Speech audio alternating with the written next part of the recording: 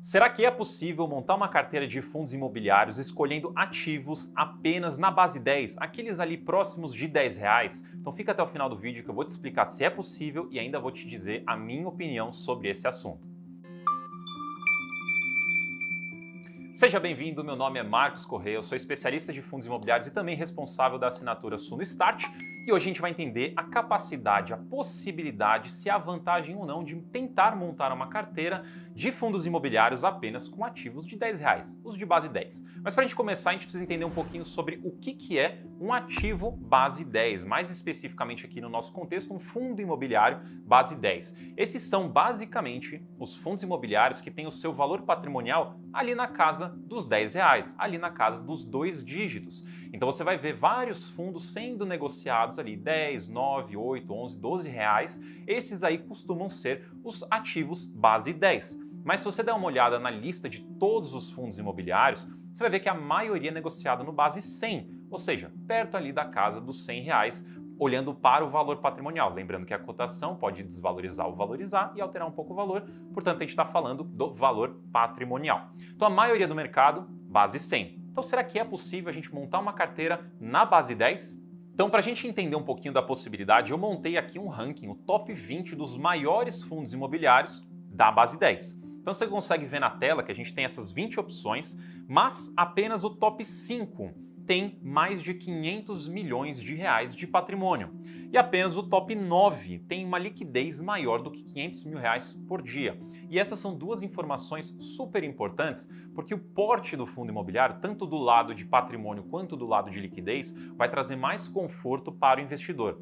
Fundos muito pequenininhos, eles acabam tendo um risco maior, ou pelo menos eles podem apresentar diversos riscos maiores, além de, obviamente, no caso da liquidez, também apresentar o risco de ter uma dificuldade na negociação e também uma oscilação, uma volatilidade maior no ativo. Então, ter uma marca de 500 milhões, por exemplo, que nem eu usei nessa lista, já é algo mais razoável, já é algo mais interessante. Quando a gente olha para a liquidez, de uns 300 mil para cima de liquidez média diária já está interessante, mas 500 mil para cima já fica melhor e 1 milhão para cima melhor ainda. E a gente consegue ver por esse ranking que a gente não tem muitos fundos na base 10 que se encaixam nessas categorias.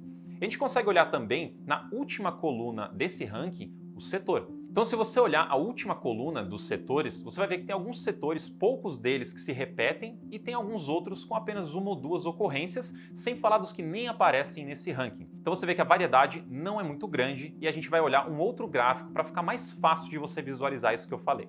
Mas antes de a gente olhar o gráfico, confere aqui embaixo que eu deixei um cupom FIIs56OFF para você ter 56% de desconto no curso de fundos imobiliários para você aprender mais sobre esse investimento, conseguir investir desde o zero e entender melhor essas análises que a gente faz por aqui. Para ficar mais fácil de você visualizar essa questão dos setores que eu mencionei, a gente vai olhar para este gráfico que está aparecendo na tela. A gente consegue ver que na categoria de recebíveis temos 7 fundos. Na categoria de hedge fund temos 6 fundos.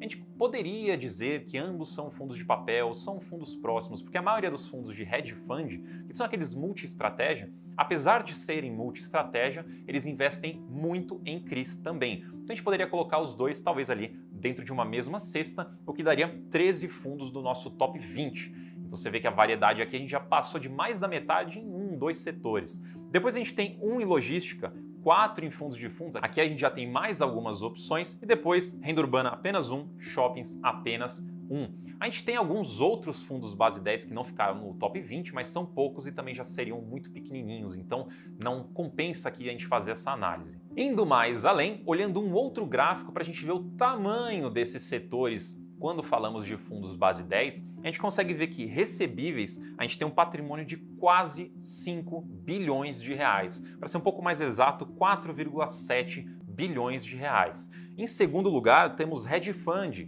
1,6 bilhão de reais. Juntos ali temos 6 e pouquinho bilhões de reais, ali quase 7 bilhões de reais. Note então a diferença desses dois setores, principalmente combinados, versus logística, com 500 milhões de reais. Fundos de fundos, 1 bilhão de reais. Renda urbana, 250 aproximadamente de milhões de reais e shopping 50 milhões de reais. Então a gente consegue ver que quando a gente fala de base 10, não temos setores muito grandes, não temos muita variedade de setores, a gente está mais ou menos restrito aos fundos de papel e alguns fundos de fundos ali, não muito mais que isso. Dito tudo isso, você entendendo agora as opções, os portes, a liquidez, o que a gente tem, que a gente poderia investir de fundos imobiliários base 10, a gente precisa entender alguns critérios necessários para você montar uma carteira diversificada, uma carteira mais segura, uma carteira que não só tem o potencial de te entregar um resultado a longo prazo, mas também de te entregar uma perenidade, uma segurança também a longo prazo.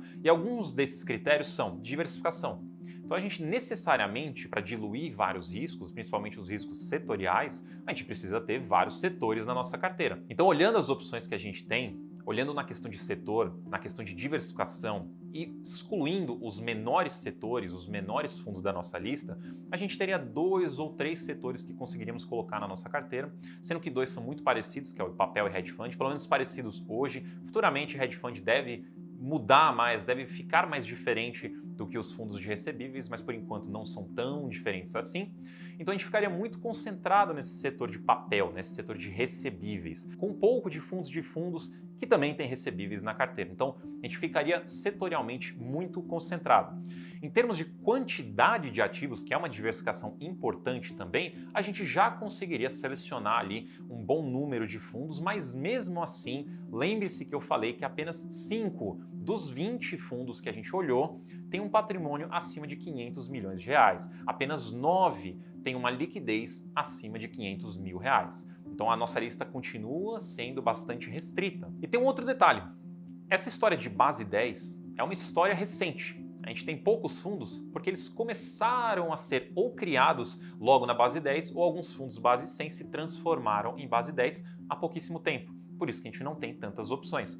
Dito isso, como vários fundos nasceram na base 10 e nasceram há pouco tempo, eles não têm muito histórico. E histórico também é um índice, é um critério que a gente usa para estudar um fundo imobiliário, para entender se é um bom investimento, para entender se aquilo faz sentido para a nossa carteira ou não. Já que não tem tanto histórico, mais uma vez fica um pouco difícil a gente selecionar fundos imobiliários base 10 para a nossa carteira. Mas então, o que eu acho? Será que faz sentido você montar uma carteira na base 10, exclusivamente na base 10? Na minha opinião, não. Porque você vai ficar muito concentrado. Você vai ter fundos pequenos, você vai ter fundos ilíquidos, não ilíquidos, mas com a baixa liquidez, fundos com pouco histórico, e você ficaria com uma carteira com perfil de risco mais elevado, que não é o ideal. Para algumas pessoas pode funcionar, mas para a maioria não é o ideal. Dito isso, eu de forma alguma condeno fundos base 10. De forma alguma eu diria para você não olhar para os fundos base 10, porque na minha opinião, fundos base 10 são o futuro da indústria. Eles acabam trazendo uma liquidez maior para os fundos por conta de ser num valor mais baixo, mas é um processo. Até a gente chegar lá, ainda deve demorar um tempo. Por isso, hoje, o que faria mais sentido é você ter um ou outro fundo que faz sentido ali, que complementa a sua carteira, mas inevitavelmente a maioria dos seus fundos seria na base 100, porque, de novo, a maioria dos fundos é negociado, ele tem um valor patrimonial na base 100, ali próximo dos 100 reais. Então, naturalmente, a sua carteira vai ser principalmente base 100 e você pode escolher alguma coisa ali, alguma coisa aqui na base 10.